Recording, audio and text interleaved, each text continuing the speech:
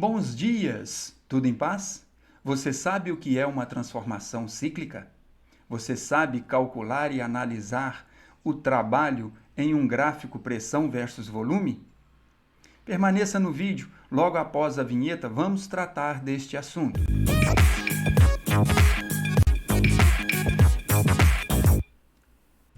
Saudações! Seja bem-vindo, bem-vinda ao canal Física Toda Hora.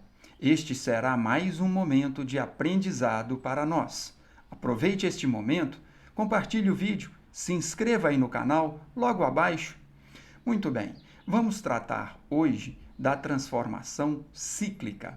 E para isso, vamos começar analisando este ciclo, apresentado como ABCA. Um sentido horário para esse ciclo. Um outro exemplo é o ciclo ACBA, um ciclo anti-horário. Eles podem ter formatos diferentes, mas o que tem de comum nos ciclos é que o estado inicial coincide com o estado final. Isto é, a temperatura inicial do ciclo é igual à temperatura final do ciclo. Qual é a consequência disso? A consequência é que a variação da energia interna é nula, pois a variação da energia interna é diretamente proporcional à variação da temperatura. Lembre-se disso? Muito bem. Qual é a consequência desta variação da energia interna ser nula para a primeira lei da termodinâmica? É que lá na primeira lei, a quantidade de calor vai ser igual ao trabalho. Então, você tem um efeito de 100% de aproveitamento de energia, onde o trabalho realizado coincide com o calor recebido e vice-versa. Muito bem, para continuar essa análise, vamos para um ciclo comum. Este ciclo ABCA.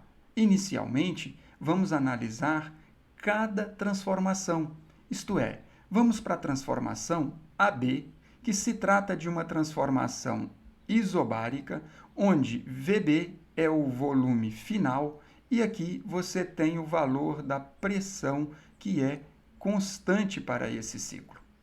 Então, neste ciclo, você pode calcular o trabalho de que maneira? Como é isobárica, você pode usar a expressão que permite calcular o trabalho, que é pressão vezes variação de volume. Mas tem uma outra técnica, que pode ser feita através da área da figura.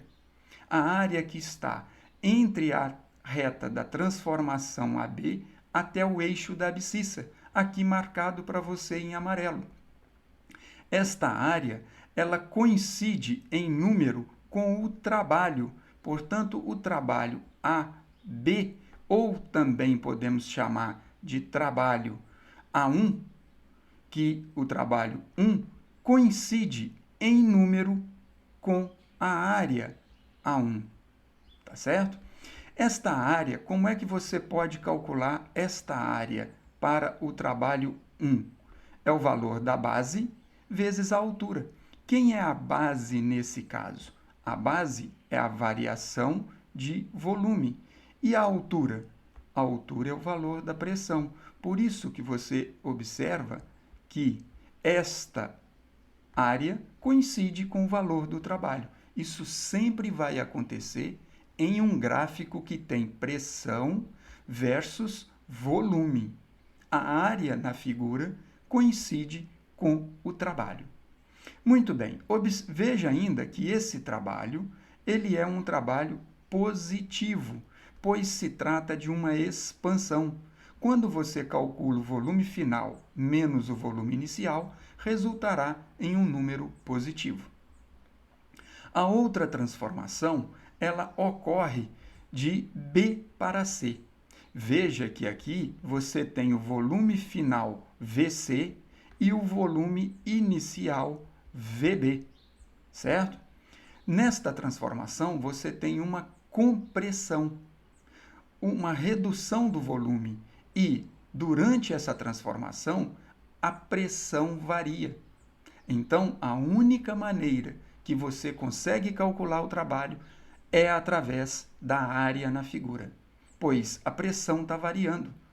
Esta área A2, portanto, coincide com o trabalho da transformação BC, que aqui vamos chamar de área A2. Em número é igual.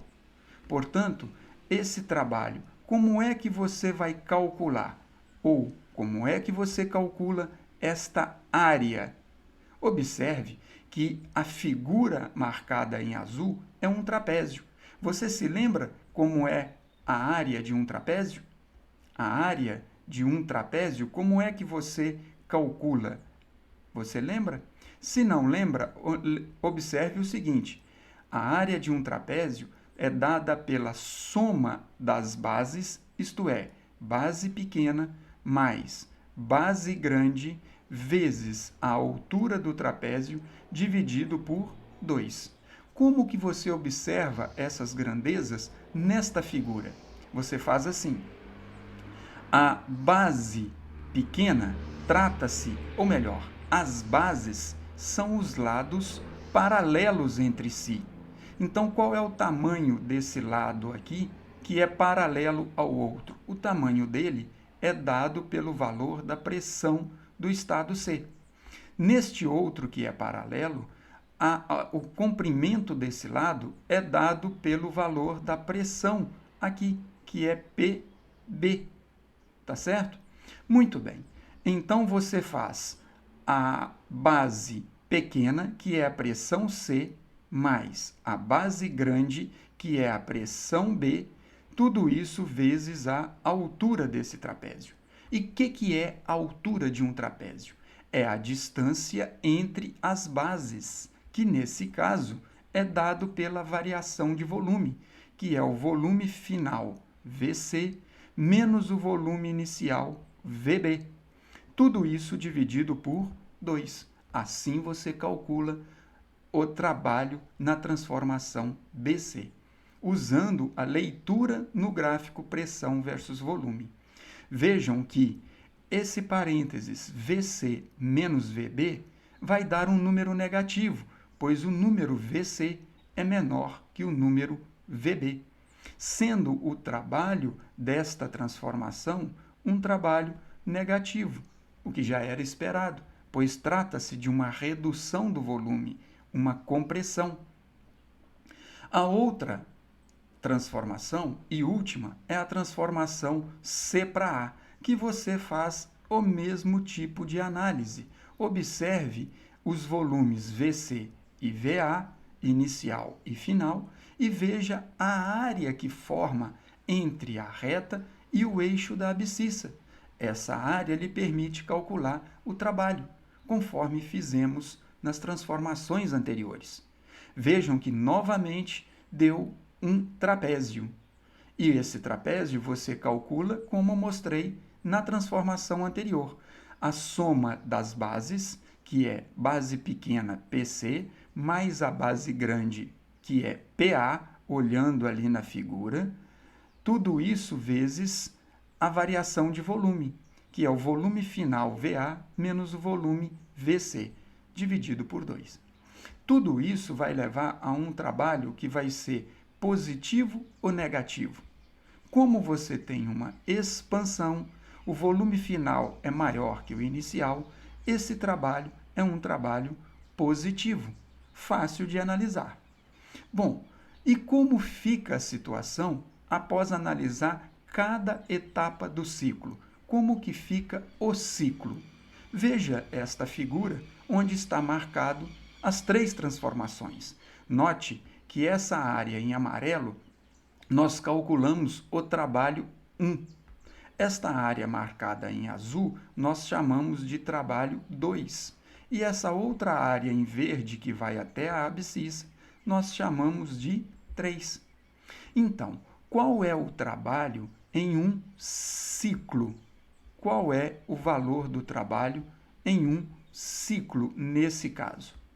Nesse caso, você faz de 2 maneiras. O trabalho no ciclo pode ser calculado somando os trabalhos de cada transformação.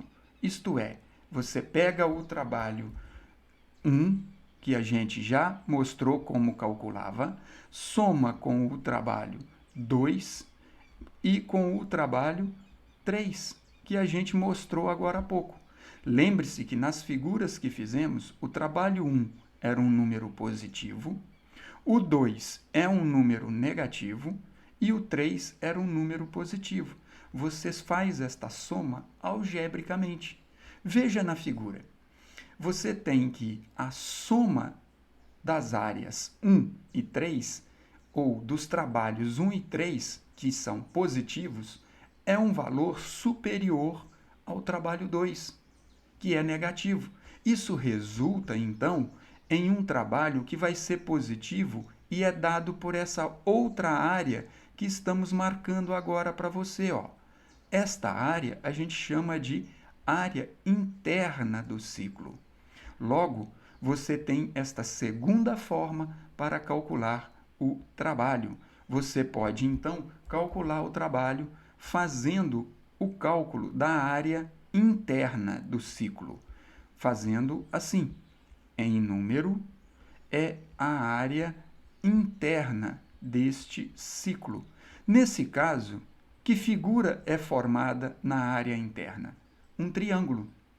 Então, você pode calcular a área desse triângulo. Lembrando que é base vezes a altura do triângulo dividido por 2.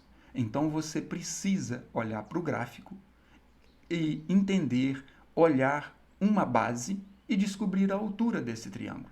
Uma opção. Se você olhar a transformação AB, você pode ter aqui embaixo o volume VA e o volume VB, onde você tem a base desse triângulo.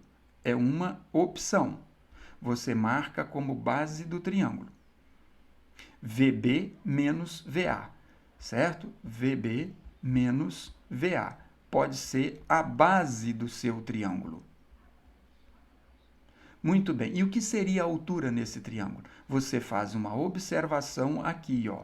A altura deste triângulo pode ser o valor de PA menos o valor PC, e você terá a altura desse triângulo. Fazendo a base vezes a altura dividido por 2, você estará calculando a área interna do ciclo e você tem o trabalho desse ciclo.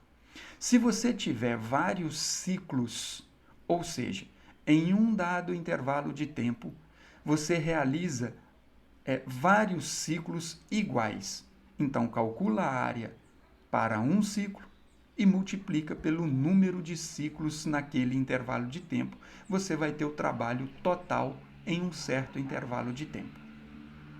Outro aspecto importante é que se o ciclo é no sentido horário, o trabalho será sempre positivo para o ciclo.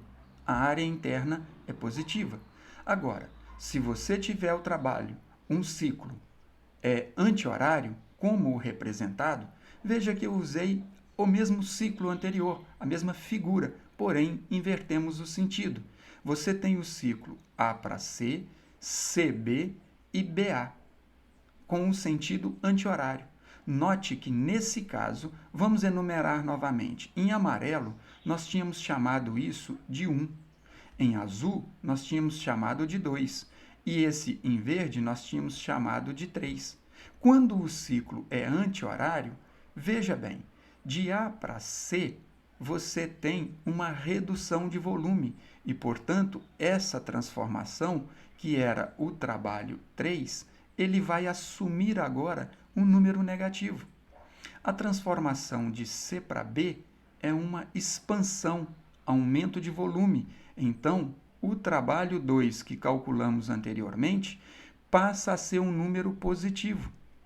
E o último, que é de B para A, novamente uma compressão, redução de volume. E, portanto, esse trabalho que fizemos anteriormente chamando de 1, ele é negativo. Observe que no ciclo anti-horário, você também pode calcular a área interna para calcular o trabalho total do ciclo, o trabalho no ciclo. E nesse caso, você vai ter também área interna, só que Ao calcular a área interna, você não tem como obter o sinal no próprio cálculo. Você tem que incluir o sinal. Acrescentar aqui menos o valor da área interna, pois trata-se de um ciclo anti-horário, onde os valores negativos vão ser maiores do que o valor positivo. Compreendido? Espero que você tenha compreendido mais um pouco da física e observado como se faz análise em um gráfico pressão-volume para uma transformação cíclica. Aproveite esse momento. Já se inscreveu no canal? Se inscreva, compartilhe com seus colegas e até o próximo encontro. Bons estudos!